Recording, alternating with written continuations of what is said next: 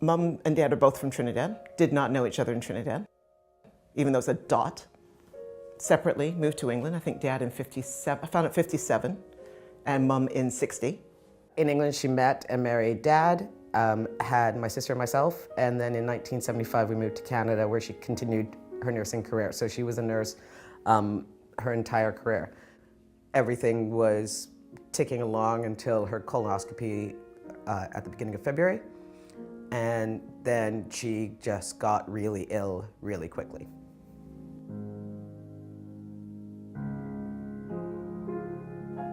Can we take her home for a few days and then bring her in? Oh, and this is where they're very sneaky. And it took a while for it to click in. And they're all doing this.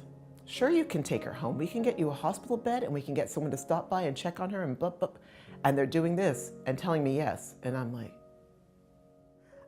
We had a conversation with ourselves and with our MD.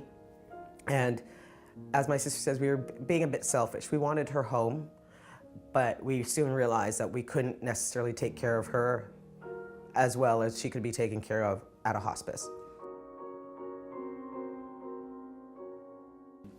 We have a family meeting because it's easy, there's only 4 of us.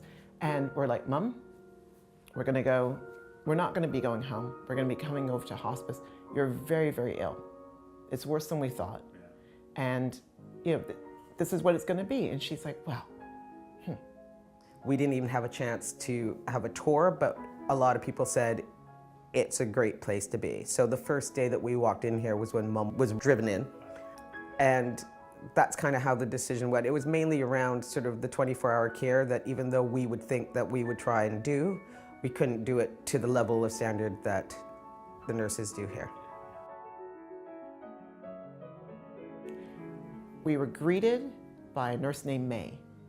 Our first face of this place. Right. Welcome to, well, Shea Irene, as I like to call it. And this is how it is. If you have any questions, feel free to ask. We're here to help. At this point, it is absolutely the best place to be. It's not only level of care, it's the nurses here are a different breed of people. I have so much respect for the fact that they go through this every single day, but they go through it with such a passion. And they go through it with such a professionalism, and they're not just taking care of the person who is in palliative care, they're also taking care of the families too. So I stay here I stay here all the time with Mom, and I'm always checked on every single day, whether it's through the volunteers or through the nurses. Someone will tap me on the shoulder and ask me how I'm doing and do I need anything? And I'm like, I'm good. And they're like, are you sure? So there's a lot of taking care of the family as a whole versus just the person who's in palliative care. And also the other families have become part of a family. So we're all on different levels of this journey, as everyone calls it. But, I have coffee with one of them every morning. We'll meet and, have a snack in the afternoon. We're always talking to each other in the hallway.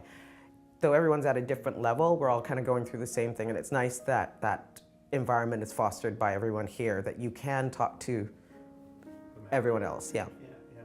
The staff here, they're, as she said, a different breed of people. And that's the housekeeping, chefs, the nursing staff, the auxiliary staff, everyone. Good. Absolutely fantastic. Good. And the volunteers, can't do without volunteers.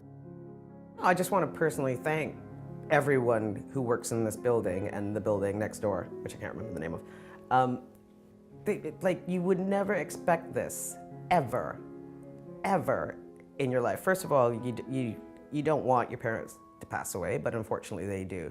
But to receive this level of support and care and respect and loving out of these people, so thank you.